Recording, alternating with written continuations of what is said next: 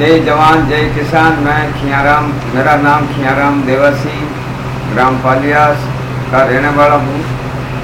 और वैसे काश्तकारी मेरा मूलतः धंधा है, पशुपालन भी है।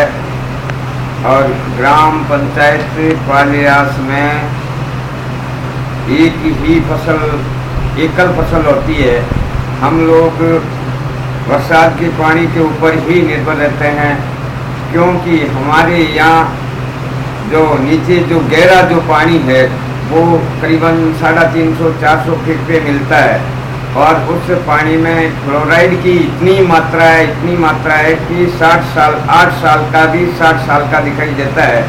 जब हम इनकी बुआई करते हैं और उस पानी को रबी की फसल में देते हैं तो वो ज़मीन जो है, ज़मीन की जो उपजाऊ जो क्षमता है, उपजाऊ वो तुरंत नष्ट हो जाती है। और फिर फसल पैदा होने से, इनको सामू फसल बोलते हैं, वो पैदा होने से रह जाती है।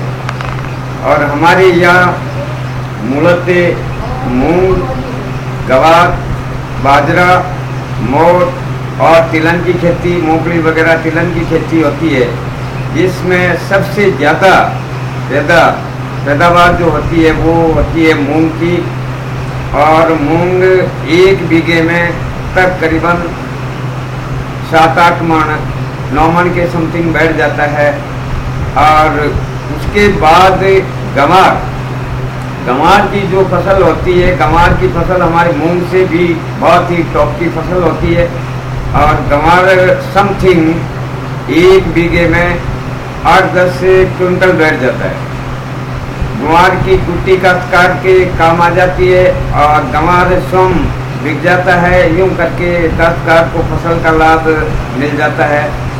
और हमारे यहाँ वैसे पैदा है, जो इनकम है काश्तकार के लिए ठीक ही होती है, ऐसा कोई वो है नहीं। लेकिन रही खाद की मात्रा, हम यहाँ जितने भी काश्तकार हैं वो टोटल काश्तकार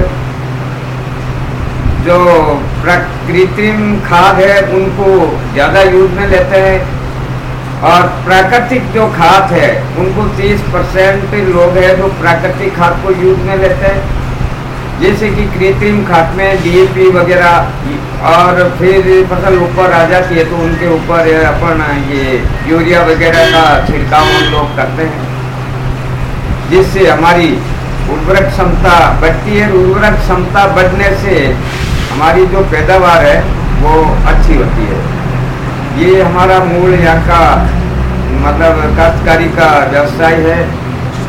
इसके साथ में हमारा भेड़ पालन, पशु ये गाय पालन, भैंस पालन, ऊँट पालन और बकरी पालन, भैंस पालन, ये हमारा मुख्य व्यवसाय है, क्योंकि ये खेती से जुड़ा हुआ है। इसलिए ऊँट पालन तो मूलतः ही गवर्नमेंट ने ध्यान नहीं दिया, इसलिए ऊँट प्रजाति जो है वो तो मूलतः ही नष्ट होने के कगार पे आ गई है।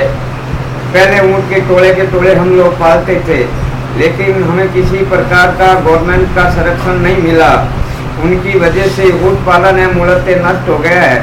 उनके साथ साथ में जो भेड़ पालन रहा है, तो भेड़ पालन का धंधा भी शॉर्ट हो गया है, क्योंकि चराने के लिए जितनी भी जगह थी, जिनको मतलब काश्तकारों ने चारों तरफ से चरवा वगैरह को, ये गोचर जो भूमि पड़ी है, बंजर जो भूमि पड़ी थी, गैर मुमकिन जो जमीन पड़ी थी, उन जमीन को पूर्णतः ही काश्तकारों ने अवैध कब्जा करके अपने कब्जे में ले लिया, जिससे हमारे गांव का जो पानी का जो बहाव है, जो नाली या तालाब जो भरे जाते हैं वो अब नहीं भरते हैं। क्योंकि हमने 30 साल से इस चीज़ को देखा है।